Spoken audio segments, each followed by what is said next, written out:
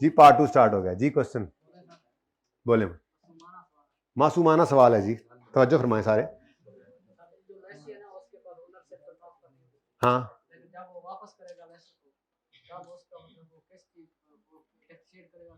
यार, depth sheet किसको depth sheet करेगा?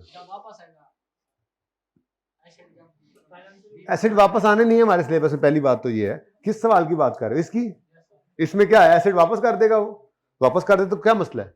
इसके पास आएगा, वो बाजार में बेच के वो पैसे कमा लेगा, गेन लॉस करेगा, जो भी करेगा। हमारे सिलेबस में वैसे है नहीं, ठीक है नहीं हमारे सिलेबस में। आखिरी साल की है ही नहीं, जान छुट्टी है मेरी। अब जब होती है, अगर आप चेंज कर देता सिलेबस, आ जाएगी तो फिर पढ़ा दूंगा। जी बेटा,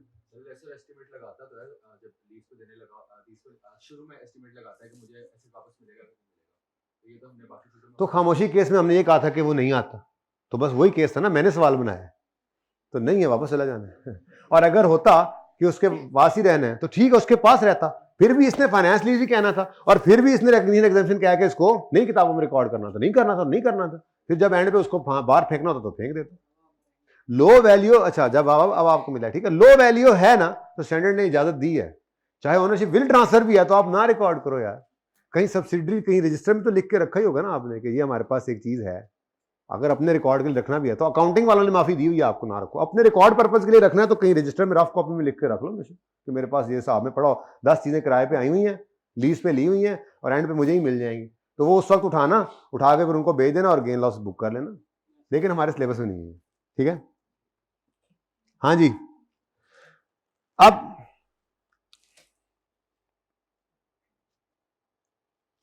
थोड़ी सी बात, ये पिक्चर ले लिया आप लोगों ने? ले लें यार, ले लें जरा, ये समरी सी बन जाती है।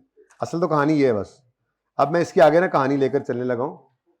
शॉर्ट टर्म लीज तो बिल्कुल ही छोड़ देना। अभी सवाल में ना प्रैक्टिस करते हैं, ठीक है ना, सवाल करते हैं उसके अंदर शॉर्ट टर्म लीज तो बिल्कुल ही छोड़ देना। उसमें तो मसला ही और बिल्कुल ही सिंपल है।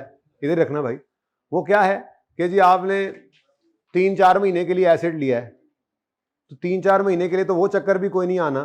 वो जो हमारे जैसे मैंने कहा था कि आया कमाया के अंदर अनअर्न वो आ जाता है, मैक्सिमम होगा तो वो प्रीपेड या पेबल है, एंड पे कोई कदर रह जाएगा, ठीक है ना।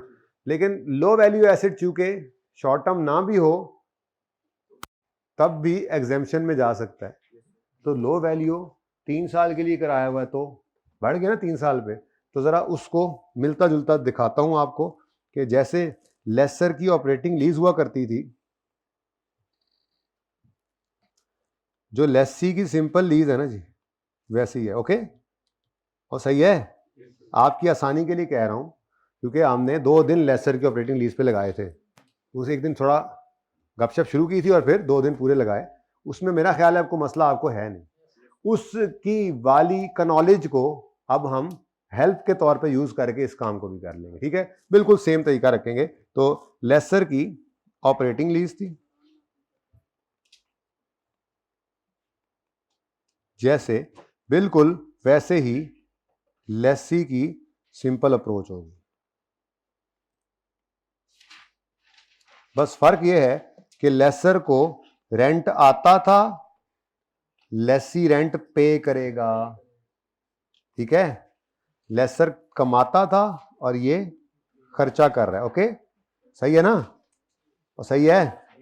अच्छा, अब देखते हैं कैसे हम इसको मैनेज करेंगे। तो सबसे पहले प्रॉफिट एंड लॉस अकाउंट में, प्रॉफिट एंड लॉस अकाउंट में लेसर के सवालों में क्या रिकॉर्ड करते थे? Rental income. क्या रिकॉर्ड करते थे? जिन चीजों में फर्क होना है, ठीक है ना, रेंटल इनकम। तो लेसी की सिंपल अप्रोच अगर होगी तो यहां पर क्या आ जाएगा? Rent expense. डेफिनेशन की बात मैं नहीं कर रहा, क्योंकि मैं जब सिमिलैरिटीज को निकाल रहा हूं, ताकि मैंने असल में करवाना क्या है इस वक्त, मैंने तो असल में करवाना आपको ये है। तो मैं सिर्फ सिंप्लिसिटी वाली चीजें लेकर चल रहा हूं, ठीक है। मुझे पता है डेप्रिसिएशन आएगी लेसर के सवालों में, लेकिन क्या लेसी सिंपल अप्रोच में आएगी? तो बस छोड़ो ना, मैं सिमिलैरिटीज लेकर चलना चाह रहा हूं इस वक्त, ताकि मैं ये सवाल आपको करवा लूं। प्रैक्टिस करनी है क्वेश्चन की, ठीक है जी। उसके बाद बैलेंस शीट की बात कर लेते हैं जी। बैलेंस शीट के अंदर पीपी आता था, छोड़ो उसको, पीपी आता था, छोड़ो उसको, क्योंकि इसका पीपी कोई नहीं आना, ठीक है। सिमिलैरिटीज की बात करो, वहां पर रेंट रिसीवेबल आता था, रेंट रिसीवेबल या अनअर्न्ड रेंटल आता था।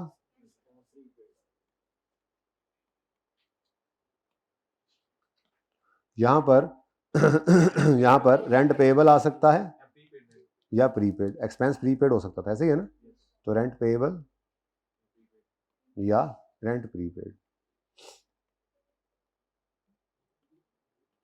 और ठीक है, यानी कि जिंदगी आसान होने लगी, हम नया काम कोई नहीं करेंगे, हम बस वैसे ही वो रुख बदल लेंगे।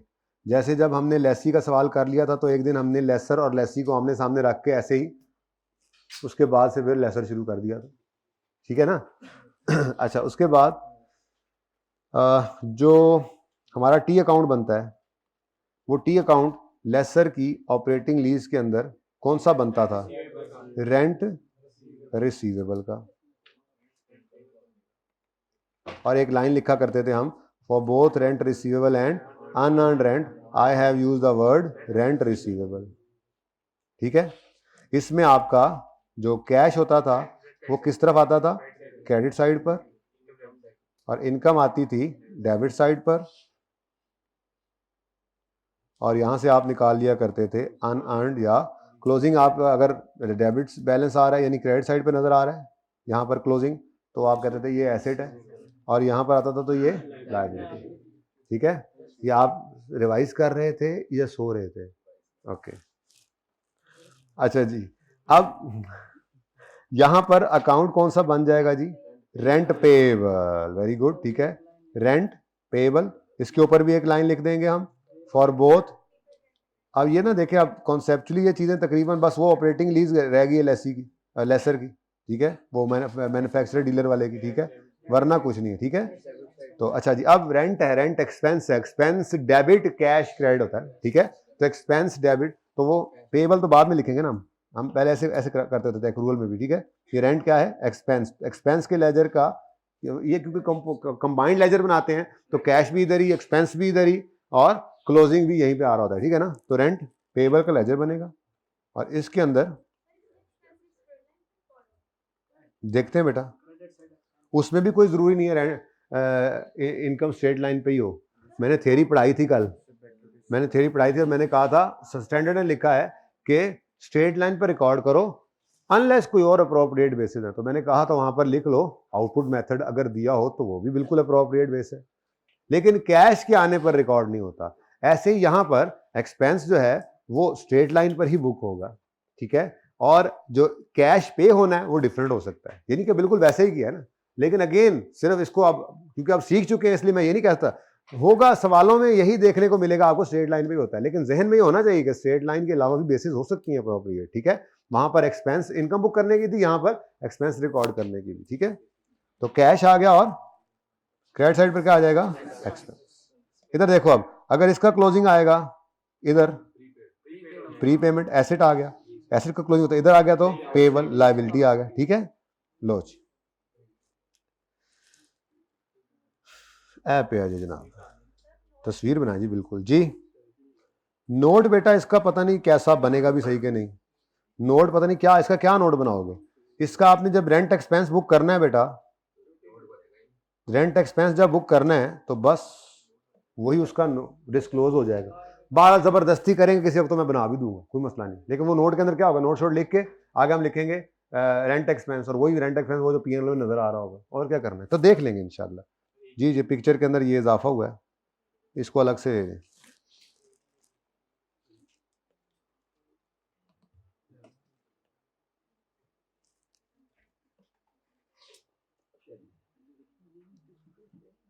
शहरी किधर देखे, किधर देखे, क्या दिखाना चाह रहा है? बोल बोल आईने बोल, मुझे बता मैं कितना खूबसूरत हूं, है ये कहना चाह रहे थे? शहरी देखना यार, शहरी प्लीज देख यार, देख ले यार।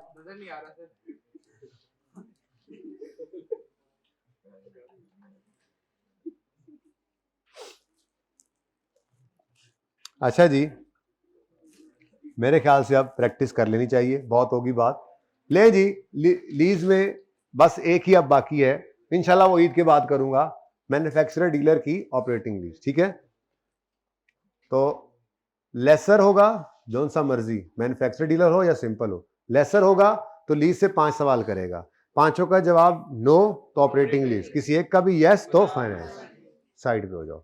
लेसी होगा तो 2 सवाल करेगा, अगर तो शॉर्ट टर्म या लो वैल्यू नहीं है तो नॉर्मल क्या, राइट ऑफ यूज और लीज लायबिलिटी रिकॉर्ड कर, और अगर शॉर्ट टर्म या लो वैल्यू की लीज आ गई तो स्टैंडर्ड की तरफ से इसको ऑप्शन मिलेगा कि आप रिकॉर्डिंग एग्जम्पशन ले लो, आप यश ही करो, right of use lease liability record मत करो, बस रेंट एक्सपेंस रिकॉर्ड कर लो, ठीक है। अब सवाल अगर पर्चे के अंदर तो वैसे बताएगा, इंशाल्लाह बताएगा, लेकिन इन केस सवाल पर्चे के अंदर खामोश हो जाता है तो क्या करोगे?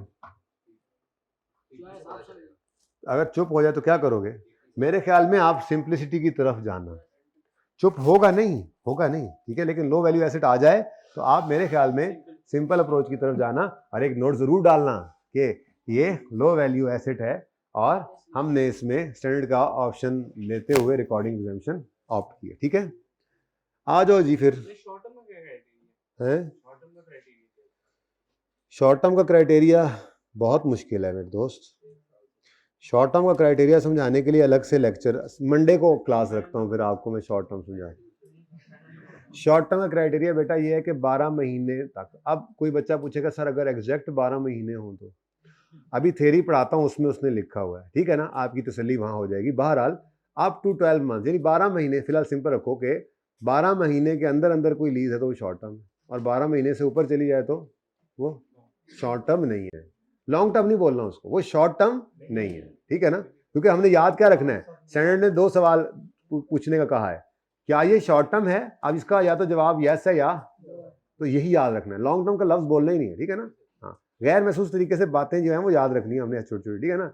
रेंट, अच्छा, लो वैल्यू एसेट है, या तो है या नहीं है। हाई वैल्यू क्या होता है? हाई वैल्यू कुछ नहीं होता, ठीक है, ओके।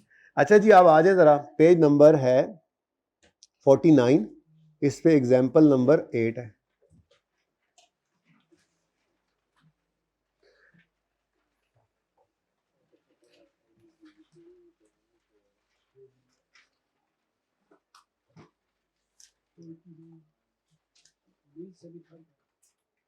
जी लीज से थक गए हो? कोई नहीं, अब छुट्टियां आ गई हैं, ये पिछला रिवाइज करके आना। मैं ये बता रहा हूँ कि किसी भी दिन ऐसा नहीं होगा लीज में कि हम ऐसा लगे कि हम भी कोई नया काम ही हमने नहीं किया, किसी दिन नहीं लगेगा इंशाल्लाह आपको, ठीक है ना। तो इसलिए रोज तैयारी रखें। चलो अच्छा, बीच में ब्रेक आ गई, ये तो आपके लिए नेमत है, जितनी लीज की ऐसे पक्का कर लेना, मैं बता रहा हूँ, ठीक है। अच्छा जी, जी किताबें लेकर नहीं जा रहे आप घर, तो बहुत बड़ा जुर्म कर रहे हैं आप लोग तो पास होने की नीयत ही नहीं की आप लोगों ने अभी तक। घर जाओ, किताबें लेके जाओ, रास्ते में आते जाते हुए भी पढ़ सकते हैं, वहां पर घूमे फिरे, मिले जुले, जो मर्जी करें, लेकिन 2 से 3 घंटे फिर भी आप रोजाना निकाल सकते हैं अगर आप वाकई ही सीए वाले बच्चे हैं, स्टूडेंट हैं। अच्छा जी, Dollens private limited acquired following assets during the year under different lease agreements. इन्होंने एक प्लांट लिया है, क्या प्लांट लो वैल्यू होता है जी? जरा देख के बताएं, लो वैल्यू होता है प्लांट? नहीं, प्लांट कहां से लो वैल्यू होता है? करोड़ों के प्लांट होते हैं। अच्छा, जकम जनवरी 15 को लीज कमेंस हुई और लीज टर्म कितनी है, तो क्या ये शॉर्ट टर्म के लिए लीज है? तो ये दोनों आंसर नो हो गए, तो इसका मतलब राइट ऑफ यूज और लीज लायबिलिटी वाला काम करना पड़ेगा आपको। तो ये तो आप इंशाल्लाह करेंगे घर पे। जाहिर है अब ये सवाल मैं आपको करवाऊंगा, आपको शर्म आनी चाहिए बात सोचते हुए भी। 90,000 annually in arrear implicit raise, ये वो पहले दिन वाला सवाल है, जो पहला सवाल आपने कभी जिंदगी में किया था ना लीज का, शायद ये उससे भी आसान है। उसमें फिर मेरे ख्याल में कोई 3 साल नहीं था, शायद ज्यादा था, ये जो भी था, खैर बहुत आसान, बिल्कुल सिंपल सवाल, स्ट्रेट फॉरवर्ड करोगे आप। नेक्स्ट है जी लैपटॉप। लैपटॉप के बारे में बताओ जी, क्या ये लो वैल्यू एसेट है? बिल्कुल जी, ये लो वैल्यू एसेट, ठीक है। तो लो वैल्यू एसेट है तो आप अभी आगे ना जाओ। अच्छा, 1 मिनट के लिए रुको जरा, यकम जनवरी को ये आया है, 3 साल लीज टर्म है, यानी कि शॉर्ट टर्म तो नहीं है, लेकिन और लिखा था हमने लो वैल्यू तो है ना, तो इसलिए इसको क्या करेंगे हम, रिकॉर्डिंग एग्जाम्शन की तरफ लेकर जाएंगे, ठीक है हम। अच्छा उसने नीचे लिखा भी हुआ है, he has opted for recognition exemption where applicable, आपके लिए लिखा भी हुआ है, ठीक है ना। अब यहाँ पर एप्लीकेबल है लैपटॉप के केस में, ठीक है, तो लैपटॉप के केस में अगर एप्लीकेबल है तो हम रिकॉर्डिंग एग्जाम्शन को जो है वो ऑप्ट कर लेंगे। अब इसके बारे में कहता है 2000 annually in arrear with 5% reduction annually. अब बिल्कुल वैसे ही नहीं मान गया। अब ये ऐसे ही है जैसे वहां पर हमें कहते थे, हम कहते थे कि लेसर ने किराया लेना है, तो ये समझो वो अगला बंदा है जिसने किराया देना था, उस तरह की बात बन गई ना, ठीक है। अच्छा तीसरा क्या है जी, जेनी। अब जेनी रेटर जो है, क्या ये लो वैल्यू है? ये लो वैल्यू नहीं है बेटा, नहीं। पहले तो ये बात जरा क्लियर कर लो भाई, भाई मेरे यस वाले भाई, क्या जनरेटर लो वैल्यू होता है? खुदा का खौफ करो। नहीं अच्छा छोटा वाला होगा तो 20,000 किराए पे क्यों मिल रहा है? अच्छा जी जनरेटर, अगली बार ये भी चेंज कर देंगे जी। हर बार सवाल बच्चे करते हैं तो सीधा कर देते हैं कुछ चीज़, जैसे ये ऐड कर दिया था ये, ठीक है ना जी। वैसे खामोशी केस के अंदर आपने ऑप्ट कर लेना होता है। अच्छा जी लो वैल्यू ये नहीं है बेटा, लो वैल्यू नहीं होता जी, जनरेटर लो वैल्यू एसेट नहीं है, ओके। अच्छा अब अगली बात, क्या शॉर्ट टर्म है?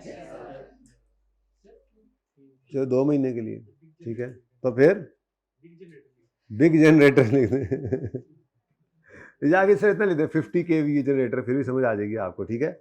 वैसे 20,000 पर मंथ पे आप कौन सा जनरेटर यार, ये जो जनरेटर 50,000 का आता होगा, लाख का आता होगा, उसको 20,000 पर मंथ पे कोई लेता होगा किराए पे? कोई नहीं लेता, ठीक है ना। तो इसलिए वो चले बहरहाल ठीक है, मैं बता रहा हूँ ना, एग्जाम्पल है ना अपनी बनाई हुई, ठीक है जी। अच्छा जी शुरू करते हैं जी काम। अब सबसे पहले क्या करेंगे हम, प्लांट को होमवर्क में लिखेंगे। अब जो मैंने करना है ना जी, वो इनकम स्टेटमेंट बनानी है, बैलेंस शीट बनानी है, जर्नल एंट्रीज करनी है और वर्किंग करनी है। अब आपने प्लानिंग ऐसे करनी है सवाल की कि आपने प्रॉफिट एंड लॉस के अंदर भी 2 लाइनें छोड़ देनी है अपने सवाल की, डेप्रिसिएशन वगैरह आएगी, राइट ऑफ यूज की, इंटरेस्ट एक्सपेंस आएगा ना। उसके बाद बैलेंस शीट में आपने अपने वो राइट ऑफ यूज वगैरह लीज लायबिलिटी की अपनी जगह छोड़ के रखनी है, ठीक है ना। वो मेरे जिम्मे नहीं है, मैं उसके अलावा इन दोनों की अकाउंटिंग आपको करवाऊंगा। मैं पहले वर्किंग करूंगा इंशाल्लाह, फिर हम जर्नल एंट्रीज करेंगे, फिर हम पीएनएल बैलेंस शीट में जो जाना है वो पहुंचाएंगे। चलें शुरू करें। अब फर्क सिर्फ क्या पढ़ना है, फर्क सिर्फ ये पढ़ना है कि हम लेसर की ऑपरेटिंग लीज की तरह से ही चल रहे होंगे, लेकिन हम इनकम, रेंटल इनकम की बजाय रेंट एक्सपेंस की बात कर रहे होंगे, ठीक है। चलो ये सही है। हाँ जी वर्किंग 1 करते थे इधर, डेट और इंस्टॉलमेंट।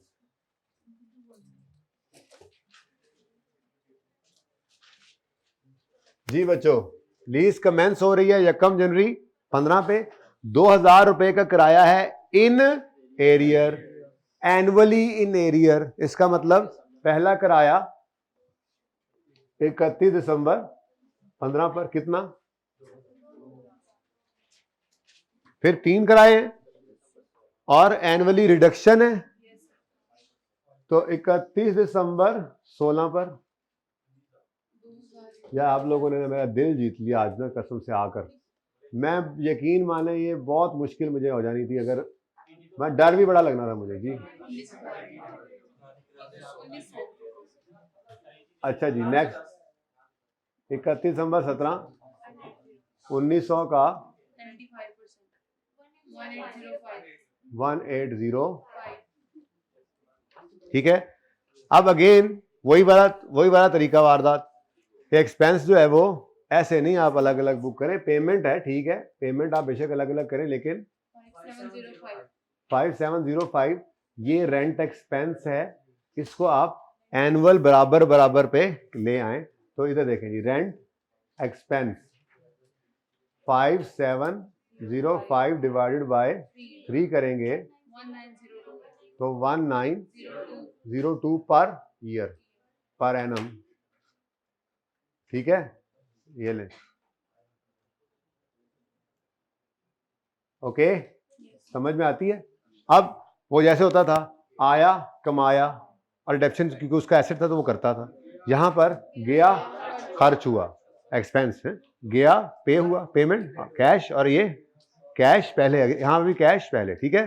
चल अच्छा जी उसके बाद चलो बल्कि एंट्री शुरू कर देते हैं। दो ही एंट्रीज बननी है। एसिड के आने की एंट्री करेंगे सबसे पहले, क्यों वो वहां करते थे ना एसिड, वो एसिड खरीदने की लेसर ने तो एंट्री करनी थी, उसने खरीदा था। यहाँ पर यही तो हमें एग्जाम्पशन मिली है, रिकॉर्डिंग एग्जाम्पशन है, ठीक है, रिकॉर्डिंग एग्जाम्पशन। तो 1 जनवरी को कोई एंट्री नहीं होगी, पहली एंट्री होगी 31 दिसंबर 15 पे आया की, और फिर 31 दिसंबर 15 पे ही कमाया खर्च हुआ भी, ठीक है। अच्छा अब इधर देखो, इस वक्त मैं कर रहा हूं ब्लैक कलर से, मैं कर रहा हूं क्या चीज, लैपटॉप, ठीक है। फिर कलर चेंज कर लेंगे मार्कर का। ए है ना, नहीं हाँ ए, ये जर्नल एंट्रीज कर रहे हैं हम, और जर्नल एंट्रीज में मैं कर रहा हूं इस वक्त लैपटॉप को, ओके जी। तो for the year ended 31 December 2015,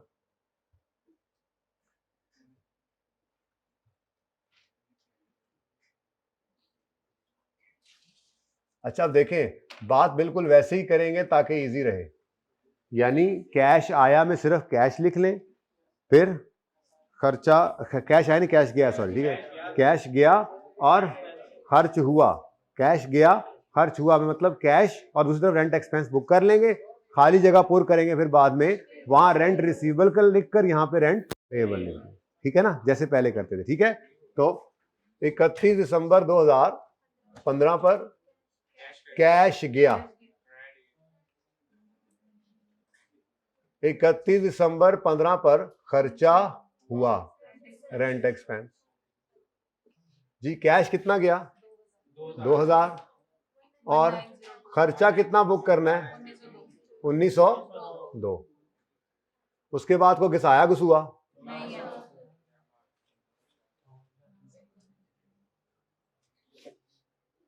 for the year ended 31 दिसंबर 16,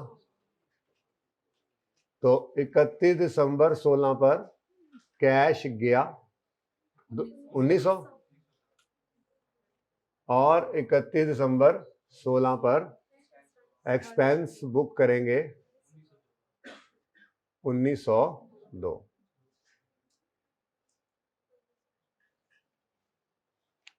ठीक है जी। तो बस रेंटल बुक करना है, रेंट एक्सपेंस बुक करना है, यही तो है वो अपनापन, ठीक है। तो आ रहा है वर्ल्ड कप ना, फिर अब यही तो काम होना है, मैच देखने में बैठ जाते लाएं जी। अब क्या करें जी, अब क्या करें, यहां पर रेंट रिसीवेबल लिख दें, वो इनकम केस में बता दो, ये देखो अब rent payable, rent payable, rent payable और रेंट पेएबल। लो जी, नवा काम असी सीखना ही नहीं, लेकिन देखो ना, आप जिन्होंने छुट्टी कर ली वो बेचारे कभी कॉन्फिडेंट नहीं हो सकेंगे, ठीक है, क्योंकि ये तो लेक्चर भी आज वाला कोई नहीं होना, उनको तो बेचारों को मसला ही रहेगा कि यार पता नहीं क्या बात है, दोस्त समझा रहा होगा, अब उसको क्या होगा, नहीं नहीं नहीं यार पता नहीं यार, सर ने कुछ इसको समझाया होगा, इसको समझ आया, मुझे नहीं आ रही बात समझ, ठीक है ना, ऐसी किसी बात पे हट जाएगा। तो किस्मत वो बच्चा जो, हाँ सॉरी लिखा तो साथ है ही नहीं, यहाँ पर क्या आएगा 2000, यहाँ पर 1902, एंट्री में दूसरी साइड वो सेम आती है ना, 1900 पूरा और यहाँ 1902, ले जी एंट्रीज आर डन।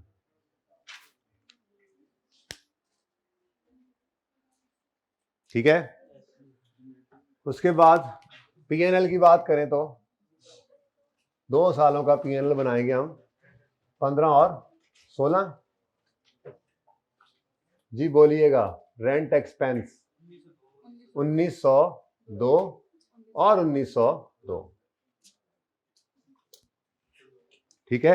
आप नीचे 5-6 लाइनें छोड़ देना, क्योंकि जनरेटर तो चलो मैंने करवा देना है, लेकिन आपने जो घर पे जाके प्लांट को करना है तो वहां पर यही एक ही ऑर्गेनाइजेशन है ना, डॉलेंस, इसको लिख लेना, डॉलेंस लिख लेना सबके ऊपर, Dawlance profit and loss, Dawlance balance sheet, ठीक है ना। तो एक ही ऑर्गेनाइजेशन है, उन्होंने डिफरेंट एसेट्स लिए हैं लीज पर, तो आपने जब प्लांट को लेके आना है तो उसका राइट ऑफ यूज रिकॉर्ड करना है, तो उसकी डेप्शन भी आएगी पीएनएल में, और इंटरेस्ट एक्सपेंस भी आएगा, ठीक है। इंटरेस्ट एक्सपेंस वहां पे रेंट एक्सपेंस नहीं होगा, क्योंकि वो कौन सी लीज है, right of use lease ability वाली, ओके। सिंपल नहीं होगी आपकी लीज, आप सिंपल काम करते ही नहीं है, बड़े लोग हैं आप लोग। बैलेंस शीट, बैलेंस शीट के अंदर ये मैं आपके लिए कर रहा हूं। नॉन करंट एसेट्स में आपने राइट ऑफ यूज की जगह छोड़नी है, नॉन करंट लायबिलिटीज में आपने, अभी देख लेते हैं ना हमारे पास क्या आ रहा है क्या ख्याल है? अभी तो हमारा भाई रहता है वर्किंग टू, क्या बनाने लगा हूं मैं, बताओ भला, बूझो तो जाने, बूझो तो जाने, लेजर, क्योंकि मुझे चाहिए बैलेंस शीट, और बैलेंस शीट बनाते हुए मुझे पता नहीं है कि रेंट पेबल, अच्छा मुझे पता है कुछ लोग कहते हैं जबानी कर सकते हैं, करते हैं तो करें बेशक, ठीक है, मैं तो उनकी बात नहीं कर रहा, मैं तो अपने जैसों की बात कर रहा हूं। तो रेंट पेबल का लेजर बनेगा जिसके अंदर कैश डेबिट और एक्सपेंस क्रेडिट, ठीक है। अब 2 साल के लिए बनाना है, बात कर लो फिर मैं बना लूं, ठीक है। अच्छा, तो 31 दिसंबर 2015 पर कैश, 31 दिसंबर 2015 पर एक्सपेंस, फिर जगह ओपनिंग क्लोजिंग की छोड़ दिया करें, फिर 31 दिसंबर 16 पर कैश और 31 दिसंबर 16 पर एक्सपेंस। पेपर में जैसे सवाल करना है मैं हर सवाल आपको उसी तरह से कर रहा हूं बेटा, ठीक है ना। अब कैश आया 2000 गया, सॉरी वो आया, इतनी प्रैक्टिस किया ना, वैसे होता भी ऐसे ही है, ये सवाल बस आज आया उसके बाद चला जाना, आई के मेरे ख्याल में नहीं टेस्ट हुआ, तो इसलिए वो याद वही रह रहा होता है, लेकिन जब आपको थोड़ा रिलेट करना आ जाए तो खैर है, बोलने में तो गलती स्लीप ऑफ टंग हो ही जाता है जी। एक्सपेंस 1902 1902 लो 200 98 क्रेडिट साइड पर, इधर 90, अगर ये 98 आया है तो ये तो डेबिट बैलेंस है, यहां पे तो करंट एसेट आता है, ठीक है। अच्छा, अब इसको क्या करो आप, ओपनिंग बना लो, यकम जनवरी 2016 पर ब्रॉड डाउन 98 आ गया, अब किधर, इधर ही, तो कैरी डाउन बैलेंसिंग फिगर 96 आ गई। इसका मतलब ये हो गया कि मेरे पास करंट लायबिलिटी में सिर्फ आना है, लेकिन ये करंट एसेट है, मैं इसलिए रुक गया था ना कि आपका मैंने वो आपकी बैलेंस शीट में बना रहा था ना, जगह छोड़नी थी, तो राइट ऑफ यूज की जगह छोड़ी आपने, वहां पे तो नॉन करंट एसेट आता है, करंट एसेट में मेरे पास ये चीज आ रही थी, क्या, प्रीपेड रेंट। ये बच्चों करंट एसेट है, ये करंट एसेट है, ऐसे ही लिखा था ना उसके साथ, करंट एसेट या लायबिलिटी, ये करंट एसेट, ठीक है। तो प्रीपेड रेंट है 98 और 96, बाकी फिर इसके बाद आप क्या करोगे, नॉन करंट लायबिलिटी। अच्छा, एक आधी लाइन करंट एसेट में फिर भी छोड़ दो, जनरेटर भी तो आ रहा है, उसमें भी कुछ हो सकता है, हो इस तरह सकता है ना, मिसाल के तौर पे, वैसे इसमें नहीं है सवाल में, लेकिन हो क्या सकता है वो बता देता हूँ, ये आपकी बैलेंस शीट पूरी हो जाएगी फिर, ठीक है, नोट नोट को नहीं बनाना आपने। हो क्या सकता है, इधर देखो, 2 महीने के लिए किराए पे देते, 2 महीने के लिए किराए पे देते, किराया एडवांस दे देते, और ये लिया, सॉरी लेते किराए पे, और किराया एडवांस पे दे देते, और लिए कि आते हम यकम दिसंबर को। अब दिसंबर का महीना गुजर जाता है, 1 महीना प्री पेमेंट में शो, ऐसा भी तो हो सकता है ना, ये मतलब इंट्रो वाली बात की है मैंने, ठीक है ना, लेकिन वैसे फिलहाल सवाल में है नहीं। हाँ जी, यहां तक कोई मसला है तो बताएं। नेक्स्ट चीज इज जेनरेटर। जेनरेटर 1 जनवरी को आपने दिया है, और ये 2 महीनों के लिए दिया है, और 200,000 पर मंथ के लिए दिया है, ठीक है। तो हाँ जी, अच्छा टॉप पे आपने लिख तो लेना था, for both prepaid rent and rent payable, I have used the word rent payable, लिख ले प्लीज, मैं भूल गया। चले जी, अब ये जनरेटर की एंट्री 2 महीने इकट्ठी कर लें, इस साल की एक ही बार हो जाएगी, ठीक है, मंथली करनी है तो मंथली कर लें। तो जनरेटर कौन से साल में आया, 15 में, बस ये जनरेटर की एंट्री होने लगी है जी, एक ही बार 31 में 15 पे दोनों महीनों की एंट्री कर लें। अगर नहीं आपको मसला है, तकलीफ हो रही है, तो आप यकम जनवरी को आपने किराए पे लिया है, तो 31 जनवरी को एक बार 20,000 एंट्री करें, rent expense debit cash credit, और फिर 28 फरवरी को एंट्री करें, rent expense debit cash credit. लेकिन मैं कह रहा हूं ये रेंट पे एक ही बार एंट्री कर दूं बिना डेट डाले, रेंट एक्सपेंस डेबिट, डेट डालनी भी हो तो 31 की भी डाल सकते हैं आप, लेकिन मैं जगह छोड़ रहा था, रेंट एक्सपेंस डेबिट और कैश क्रेडिट जी। ये पेएबल भी हो सकता था। वो कहता कि जी हमने रेंट जो है वो अभी दिसंबर में लिया, किराया बाद में देना है, तो प्रीपेड भी आ सकता है, पेएबल भी तो आ सकता है इस तरह से जी। 20,000 इंटू 2,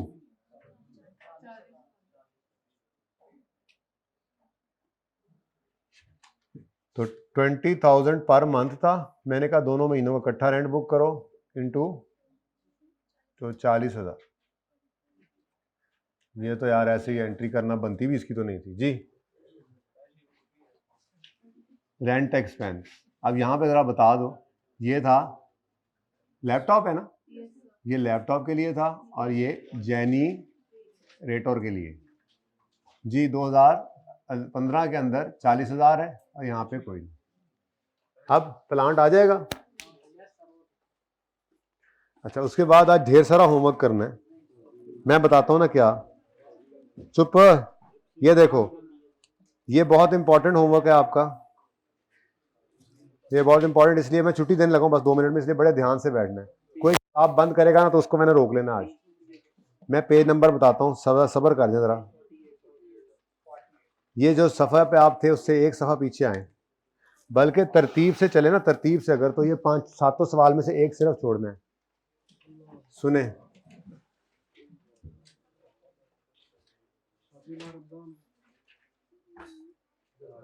और यार छोटी छोटी एग्जांपल्स हैं अल्लाह के बंदो। माह रमजान, ये माह रमजान में ये सवाल करना है आपने। देखो जरा, सुनो, इधर देखो, इधर देखो। लेसी, चुप, lessee acquired a car for 9 months on lease at a monthly rent of 10,000। चल एंट्री पास करो। अब ये आप कहो कि जी मैंने होमवर्क नहीं करना, तो हद हो गई।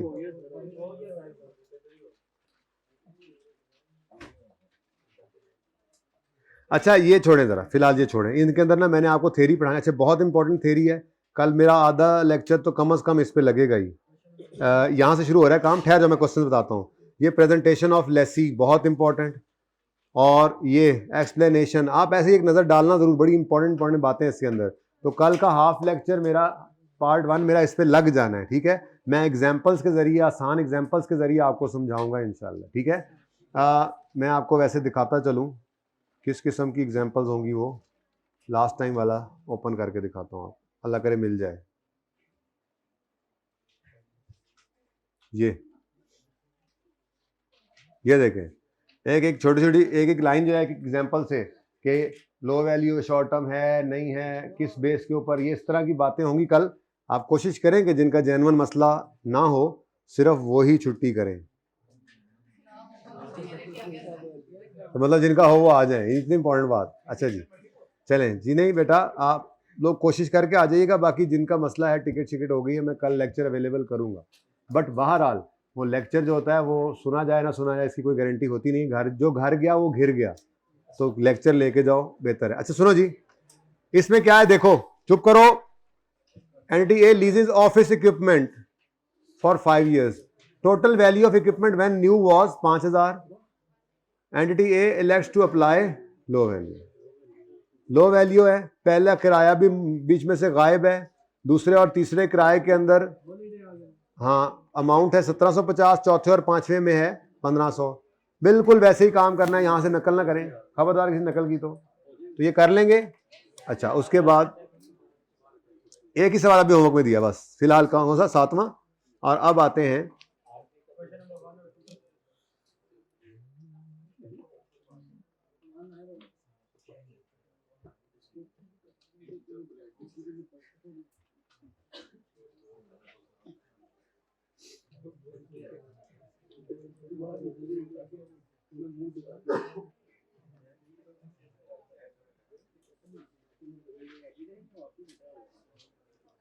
चलिए, उसके बाद पेज नंबर 95 पे क्वेश्चन 36 कर लें बस। पेज 95